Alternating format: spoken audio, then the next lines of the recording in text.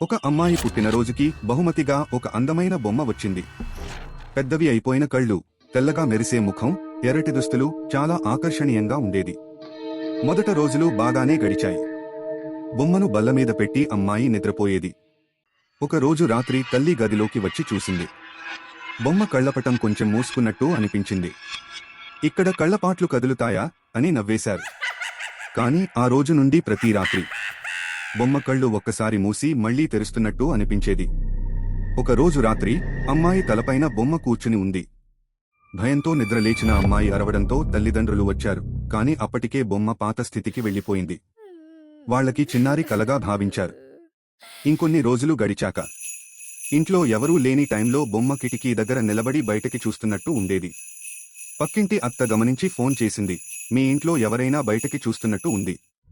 చిన్నారి లాగా ఉంది, కానీ ఇంట్లో ఎవరూ లేరు. వాళ్లు కెమెరా పెట్టించారు. ఆ రాత్రి రికార్డింగ్ చూసి షాక్ అయ్యారు. రాత్రి 1కి బొమ్మ నెమ్మదిగా తల తిప్పింది. నెమ్మదిగా కిటికీకి నడిచింది. అక్కడ నిలబడింది. కొద్దిసేపటి తరువాత ఎడమ చేత్తో అద్దంలో తనను తాను తాకింది. అద్దంలో మరో చిన్నారి ముఖం. వెంటనే దాన్ని ఇంటి నుండి తీసేసేందుకు ప్రయత్నించారు. కాని ఏ చోట ఉంచినా బొమ్మ మళ్లీ గదిలోకి వచ్చేది. చివరకు ఒక పండితుని తీసుకొచ్చారు. పండితుడు బొమ్మను చూస్తే తలకిందులుగా దూరిపోయాడు. ఈ బొమ్మలో పాపం చేసిన చిన్నారి ఆత్మ ఉంది. ఆ బహుమతి ఎవరో కోపంతో ఇచ్చారు.